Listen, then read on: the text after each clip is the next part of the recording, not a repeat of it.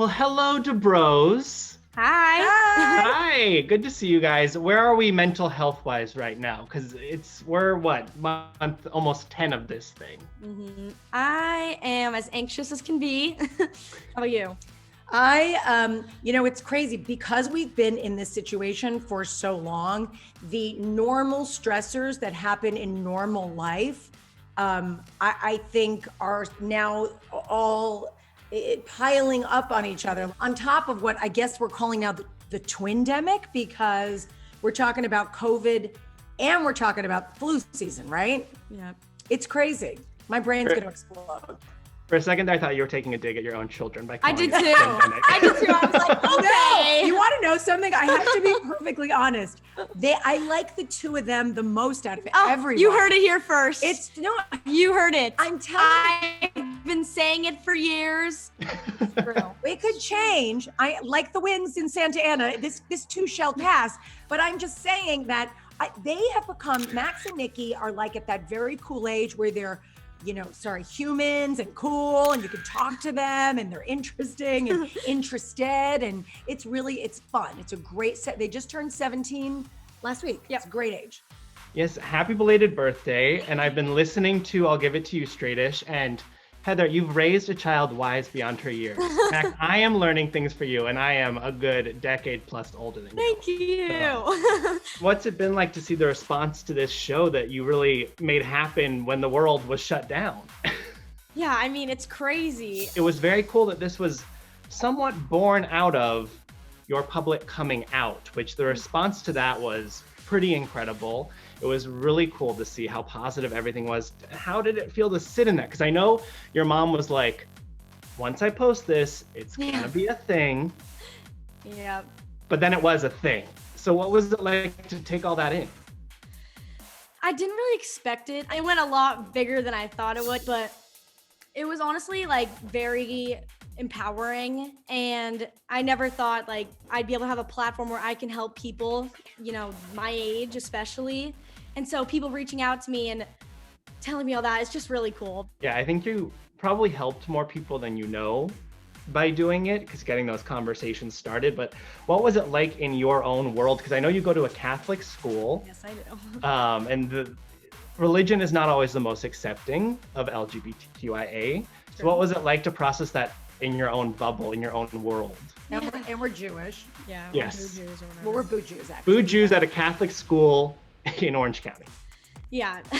By Boo Jews at the Catholic school. Yeah. So in my own bubble at my school, in my world, coming out I did not know what to expect. Honestly, there was a thought in me. I was like, you're going to get expelled.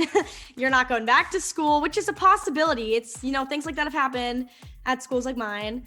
But everyone was super, super positive. And I got a text actually from the principal's son. And he was like, hey, I'm so proud of you, blah, blah. And I was like, thank you so much. Don't you dare tell your dad. And he told me, he goes, so of course not. And then an hour later, I get a text from him. So my dad saw the article on People. And I was like, uh-oh, here goes. I was like, this is going to be a really good college essay. But no, he was totally accepted. He's like, my dad loves everyone. He loves you. You're amazing. You're fine. Don't even worry about it. I have to say the culture of her school is really beautiful and very encompassing, and we've been really proud. It's been super cool, but even with Max's permission to talk about this, I can only tell what it's like as a parent, which is great, and I get tons of messages about it. But for Max to be telling her story from her age vantage point is it's worth gold. I'm just so, so proud of her. Thanks. Yeah, a lot of the praise at the time was heaped on your parents for doing a very good Tell me job. about it. I was like, oh, good job. You did the bare minimum. Hey, I birthed you. Yeah, I did plenty. She birthed you and created an environment where you felt comfortable enough to come out when you did. What would you say to kids who are maybe not at a house that's so accepting? And I always say, live your truth, be happy, be yourself, but take precautions and really take into account how this will affect your life, and you need a place to live and stuff. There's a lot of resources online, and I think the most important thing is communicating love, and that you want to be accepted, and even if they don't understand it, they can still love you and be there for you and support you, even if they didn't grow up understanding the being bisexual or being gay or anything like that. Oh, I love this kid. This kid is so cool. And if somebody doesn't have a friend they can turn to, Max Dubrow's DMs are open. Oh yeah, I check all of them. I have no life, okay? I will respond. The DMs, has anybody slid into the DMs? Are we dating since publicly coming out? I have dated since I came out, but I am way too anxious to date. Also, definitely have commitment issues. Way too independent for anyone, but people have slid into the DMs. I'm not gonna lie, but hard to date in a pandemic. That is too. awful. And especially because I don't like leaving my house. But and there's that. And I don't really like people. So see, she has a lot of her dad in her. Yeah. But no. Terry's the weird combination of doesn't love people but loves attention. Oh, yes! It's called a narcissist. But you have a pretty good house to be trapped in all this time. Oh yeah. Listen.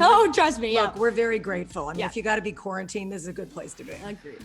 But we're building another house in Idaho. Yes. Yep. Would we permanently move to Idaho? You know, I mean, never say never. You know, I keep getting this question a lot too. We're not moving to Idaho. We're not moving to Idaho. I'm going to tell you something. Idaho is so beautiful. Yeah, and I haven't been there. What I really love about this place that we're building, I want to leave the kids a place to go to, like when things are great, or when they need to hide, or when they need some alone time, or they're going through a transition, or just happy, or whatever it is. I want them to have like some other place to go. And I think that's Idaho for us. AKA, it's a summer house that we are going to take over when they die. So. Like that. Yeah. Practical. You're very practical, Max. Definitely. And we built a podcasting room, or it's in the plans. Well, you hinted on Instagram that maybe some more projects are coming up for the family. You've been kind of cagey about what it is not. You won't say for sure it's a family reality show, but would you guys want to do a family reality show? I think that, you know, if there were a time to do something like that, this would be a good time. You know, the timing would probably be better now than it was, you know, even 3 or 4 years ago. All right. Hypothetical family reality show. What would the ideal kind of show be? What would we see you guys do? What would you want to do? You're very stuck on this, Bryce. What's very funny is that I was thinking about that. I was like, you know, if we did have that or whatever, what would they watch me do? Sit in my room? Right? This is what I would say. I would say, and then you don't have to agree. This is what I would say. I would say that each of the 4 kids and Terry and myself are all in interesting periods of life right now. All 6 of us at weird crossroads in completely different ways, and it could be a fun thing to watch. I'm not saying that we're going to do a show like that, but if we were to, I think it could be a fun thing. It's a hard thing to want to pull the trigger on because, you know, we've all done, and, you know, Terry and I have been there before. We know what the dark side of all of that is. And so it's not something we would take lightly. And the other thing is, you know, anytime someone says, stay tuned, big things coming, it fails, never happens, right. Whatever. But what I can tell you is that during this whole pandemic, great family time, honestly, and irritating the crap out of each other at times, for sure. But also some very interesting creative things have come out of it, like Max's podcast. There's a lot of like fun, cool things. Hopefully, when the world is, you know, opening back up again, we're going to be able to continue and see how those things all pan out. So I hope it does. And you know, I will be calling you first. Oh, yeah. You better. All right. I'll ask you one more question. Maybe it'll be a 2-parter here about this hypothetical, maybe family reality show. Would it be maybe at a network that you have other shows on? Would it be a streamer? Would it be something you guys would want to have control over? Because, you know, there's a big family giving up their reality TV mantle on said network. Yeah, that is true. So there could be white space. So what I would say is, it's at this point we don't know. Yeah. Okay. I will take that. All right, your former reality show. Yes. Real Housewives of Orange County. I know you've seen the memes and the comments like, Heather, you were so right. We should have listened to you. What is your reaction to seeing, you know, 3+ years later, that response? Well, you know, I don't watch the show, but one of the funniest things I did see was Tamra sent me a meme and it said, somewhere in Orange County, Heather Dubrow is sitting in her mansion drinking champagne and laughing that she was on the, like something like that, right? And so Tamara sent this to me, and I happened to be sitting in the kitchen with a glass of champagne. Terry and I were having dinner, and I took a selfie of myself, and I sent it back to her, and we were cracking up. I thought it was so funny. I think that reality shows and Housewives, they just need to keep moving forward and evolving, and you need new characters, and things always work out for a reason in the way they're supposed to. I'm not sitting here going, I don't care. You know what? I think the show is actually still doing well. I'm so proud of you. I have been a part of pop culture and the franchise, and I'm glad that I've moved on.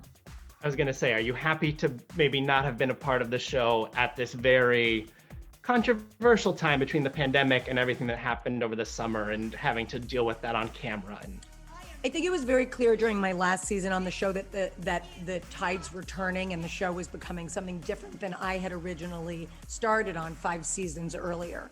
And so obviously that was the right time for me to go, and it's evolved into whatever it's evolved into. So I'm glad it wasn't a choice during this time. You've really navigated the changing waters of content your whole career, because you've gone from really traditional media to reality TV to just kind of owning the digital space. And the podcasts, it's a similar podcast for 2 different generations, because you talk about some of the same topics. Have you ever stolen topics from one another? No, but I'm going to start doing that. Great idea. But we've been on each other's shows, and I think that was really cool. And will you come back on my show again soon? I will. I would love that.